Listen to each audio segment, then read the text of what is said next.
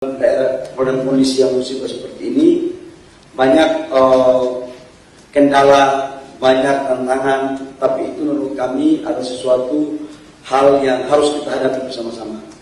Inilah sosok Teguh Abdul Khalid, anggota DPR RI dari Partai Gerindra, yang menuduh Menteri Energi dan Sumber Daya Mineral Bahlil Lahadalia berbohong ke Presiden Prabowo karena menyatakan 97% listrik di Aceh telah menyala.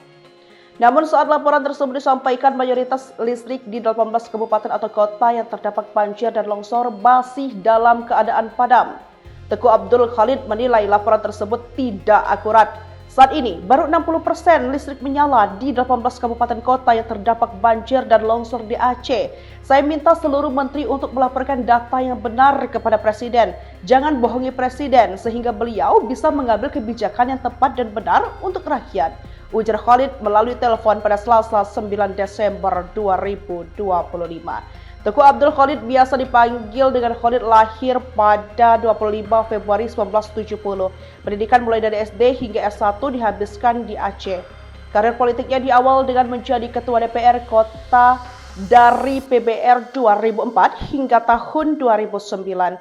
Saat ini ia menjabat sebagai anggota DPR RI sejak 2019 mewakili daerah pemilihan Aceh II. Khalid merupakan kader Partai Gerindra dan duduk di Komisi 4.